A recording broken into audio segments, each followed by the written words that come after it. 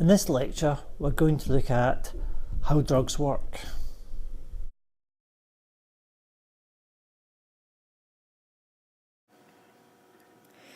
So the learning outcomes for this lecture are firstly to explain the role of receptors in medicines, identify pharmacophores, and you should be able to discriminate between agonists and antagonists.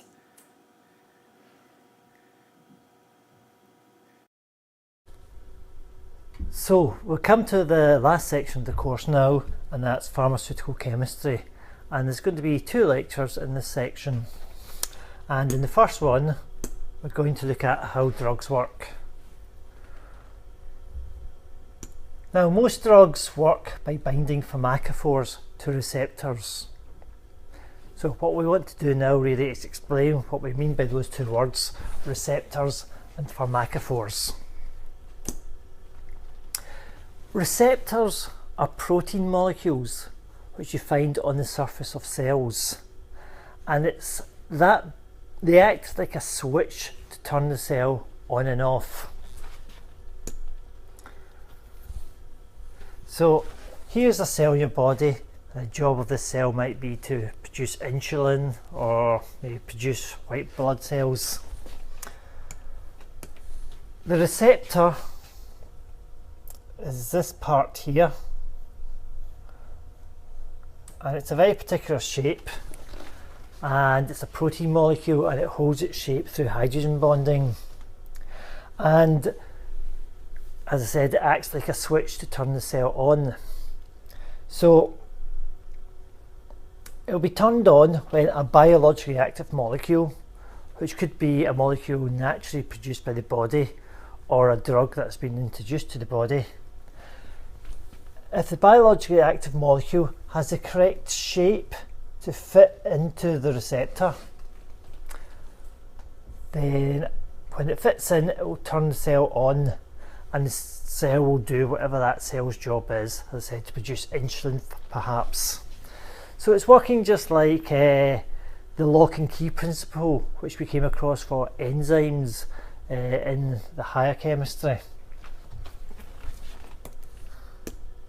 So the receptor, protein molecule on the surface of the cell, which then interacts with the biologically active molecule. Now the pharmacophore refers to the biologically active molecule, and definition is it's a structural fragment of the drug which interacts with the receptor. Okay. So if we look at it here, the pharmacophore of the drug or the biologically active molecule is the bit of the molecule which interacts with the receptor. Not this part here. It doesn't really matter so much what's round this end of the active molecule, as long as it's got the right shape to interact with the receptor of the cell and turn the cell on. So that's really how drugs work. As long as they've got the right pharmacophore, the right shape to fit into the receptor of the cell, and then produce the response of the cell. So I want to just look at a few drugs and look at their pharmacophores. So we've got 3 drugs here: morphine, codeine and heroin. They're all very powerful pain relief drugs. So they all interact with the same cells in the body because they all have the same pharmacophore. So the pharmacophore, you look out for the part of the molecule which is common to all the drugs that produce a similar response. So if we look at the morphine, codeine and heroin, they all have this part in common. They all have these oxygens in common, but they don't all have the H's. In the codeine we've got an OCH3 here, so that suggests that this H isn't particularly important in terms of the pharmacophore. And in the heroin, both the OH groups have been replaced by ester groups. So This is pharmacophore. It's a structural fragment which is common to all these pain relief drugs.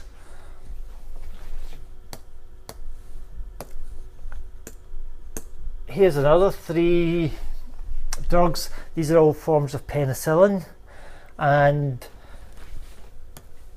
they all have this part of the molecule in common. So they all have that part of the molecule in common, but they then differ to what's attached to this NH group. Up here we've just got an alkyl group attached to it. Here we've got a carbonyl group, and here we've got a carbonyl group which is then joined onto an aromatic ring. So when it comes to drug discovery, which is a very important job, what we tend to do is start off with molecules that we know have some produce the response that we want in the body, and then tweak them to see if we can produce new drugs. For example, when it comes to penicillin, you've probably heard of bacteria becoming resistant to strains of penicillin. So what people want to develop are new forms of penicillin or antibiotics which still kill the bacteria, but the bacteria don't have resistance to, and you can try and develop them by doing tweaks to the bit of the molecule which isn't in the pharmacophore. For example, maybe you could try sticking a methyl group on here. Then you might have a form of penicillin which still has antibiotic properties, but to which the resistance has not already been built up. So that's kind of the way drug discovery often works nowadays.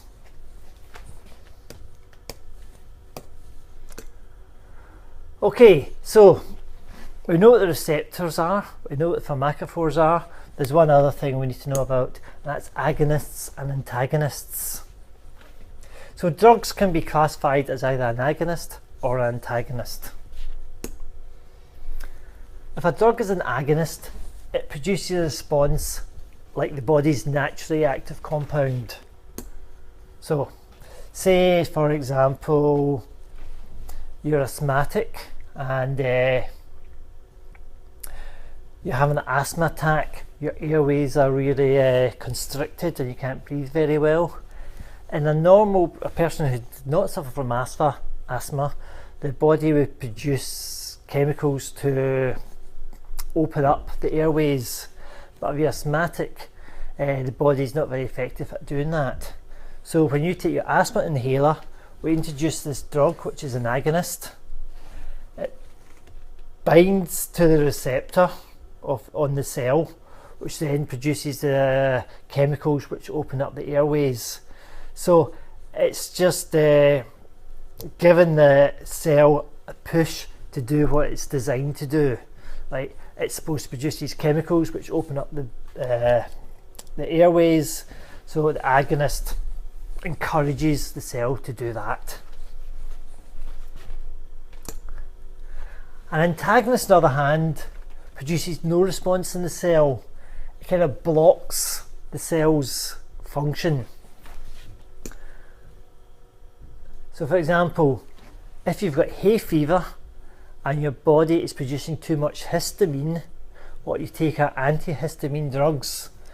And the antihistamine drug, the pharmacophore on the antihistamine drug fits into the receptor of the histamine producing cell, but it doesn't turn it on, but it blocks it. So the body's natural biologically active molecules there's no room for them to fit in and turn on the histamine producing cell. So it binds to the cell receptor but doesn't actually turn it on. So it blocks the body's natural response, and that's an antagonist. And that's really all we really do in the pharmaceutical chemistry and how drugs work. We just know what we mean by a receptor, know what we mean by the pharmacophore, and know the difference between an agonist and an antagonist. So we don't go into it in very great detail, but it does mean that the questions tend to be fairly straightforward. So I'm going to run through 3 examples of questions, very common questions on pharmaceutical chemistry, and give you a chance to answer them. Then we'll go back and look at the answers. So, the active structural fragment of several pain-killing molecules is shown. Here it is here. What term best describes this structural fragment? Is it an agonist, a receptor, an antagonist, or a pharmacophore?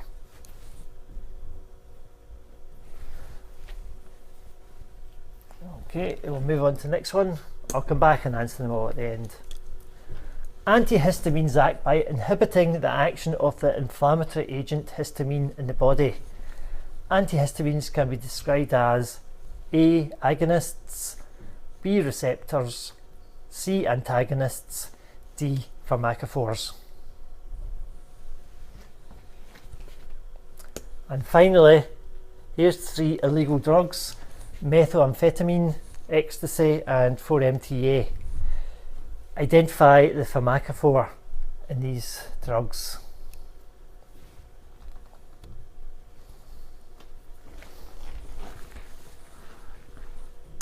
Okay, so the first one, what term best describes the structural fragment? The structural fragment is the pharmacophore.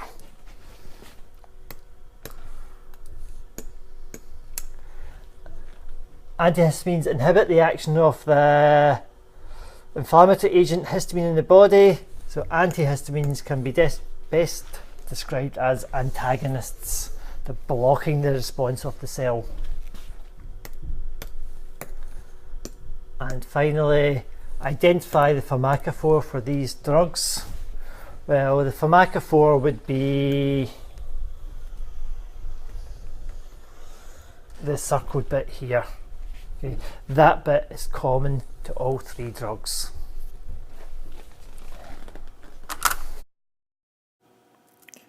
By now you should be able to explain the role of receptors in medicines.